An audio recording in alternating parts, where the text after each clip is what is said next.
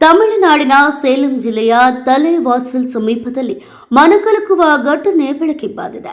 ಗಂಡನಿಂದ ದೂರವಾಗಿ ಪ್ರಿಯಕರನೊಂದಿಗೆ ಅಕ್ರಮ ಸಂಬಂಧ ಹೊಂದಿದ್ದ 21 ವರ್ಷದ ಲಲಿತಾ ತನ್ನ 1.5 ವರ್ಷದ ಮಗ ಭುವನ್ ರಾಜ್ನನ್ನ ತನ್ನ ವೈಯಕ್ತಿಕ ಜೀವನಕ್ಕೆ ಅಡ್ಡಿಯಾಗಿದ್ದಾನೆ ಎಂಬ ಕಾರಣಕ್ಕೆ ಅನ್ನದಲ್ಲಿ ವಿಷ ಬೆರೆಸಿ ಕೊಂದಿದ್ದಾಳೆ ಎನ್ನಲಾಗ್ತಿದೆ.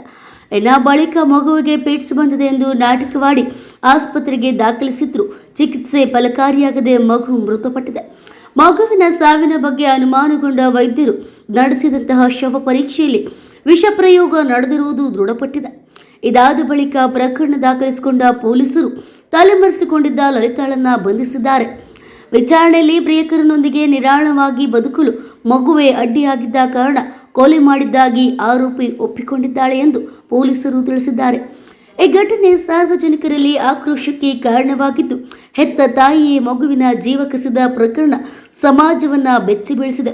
ಪ್ರಕರಣದ ತನಿಖೆ ಮುಂದುವರೆದಿದ್ದು, ನ್ಯಾಯಾಲಯದ ಮುಂದಿನ ಆದೇಶದಂತೆ ಕಾನೂನು ಕ್ರಮ ಕೈಗೊಳ್ಳಲಾಗ್ತಿದೆ.